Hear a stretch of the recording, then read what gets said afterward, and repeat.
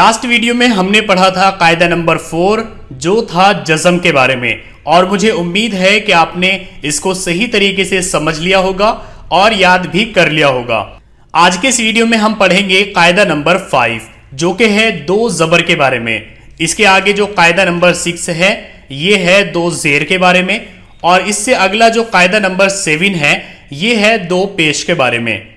ये जो दो ज़बर, दो ज़ेर और दो पेश होते हैं इनको तनवीन कहा जाता है, और जिस हरूफ पर भी ये ज़बर या ज़ेर या पेश लग जाते हैं उसमें एक नून की आवाज़ निकलती है। उस नून को नून तनवीनिया कहा जाता है।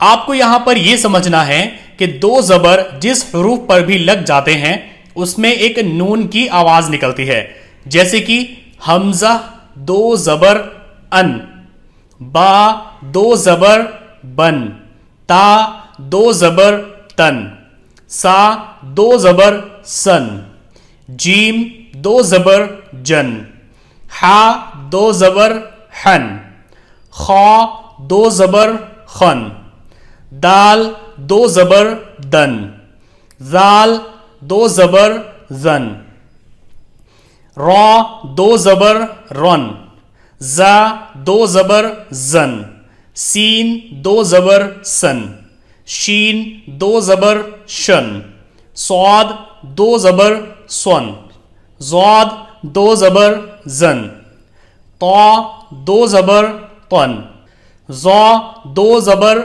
जन, आइन दो ज़बर अन, गैन दो ज़बर गन, फा दो ज़बर फन, क़ाफ दो ज़बर क़न, काफ दो ज़बर कन, लाम दो ज़बर लन, मीम दो ज़बर मन, नून दो ज़बर नन, वाव दो ज़बर वन, हा दो ज़बर हन, और ये भी चारों हा है। इसके बाद या दो ज़बर यन।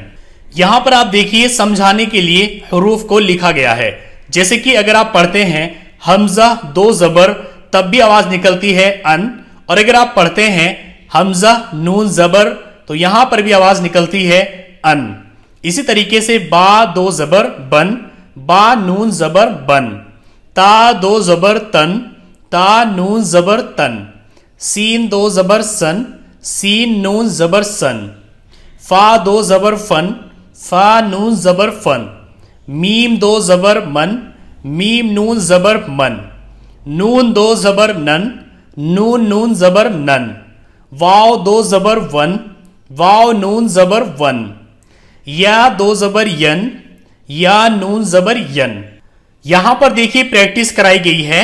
यहां पर हरूफ को अलग अलग लिखा गया है, काफ अलिफ दो ज़बर कन, और यहां पर मिलाकर लिखा गया है।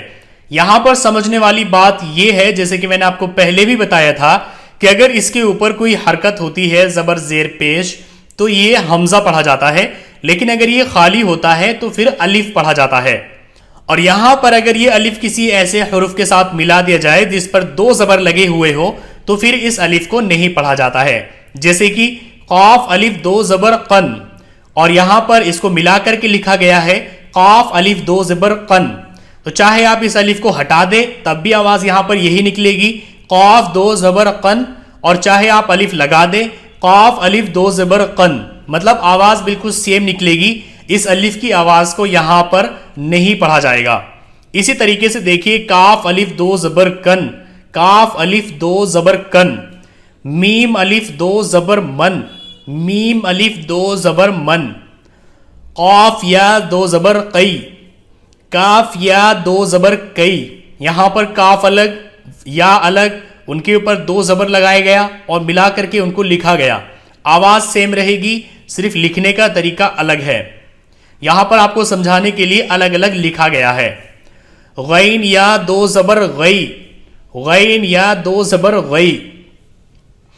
अब यहां पर देखिए रा ज़ा ज़ेर रिज, क़ाफ दो ज़बर कन, रिज कन, रा ज़ा ज़ेर रिज, क़ाफ अलिफ दो ज़बर कन, रिज कन। यहां पर समझने वाली बात यह है कि दो हरकत के बाद जब अलिफ आता है तो उसकी आवाज नहीं निकलती है, जैसे कि ये भी रिज़्क़न है اور یہ بھی رزقن ہے. حمزہ میم زیر ام را دو زبر رن ام رن. حمزہ میم زیر ام را الف دو زبر رن ام رن. زا غین زبر زغ را الف دو زبر رن زغ رن. عین سین پیش اس را الف دو زبر رن اس رن. قاف دال پیش قد را زبر را تا دو زبر تن قدرتن. یا سین پیش یس را الف دو زبر رن یس رن. حمزہ زبر آ جیم زبر جا لام الف دو زبر لن اجلن. جیم ہا زبر جہ را زبر را تا دو زبر تن جہرتن. یہاں پر جہرتن کو الگ الگ لکھا گیا ہے جبکہ یہاں پر ملا کر لکھا گیا ہے. زال یا دو زبر زئی. اب یہاں پر دیکھیے الف کی آواز نکل رہی ہے. ہا الف زبر ہا.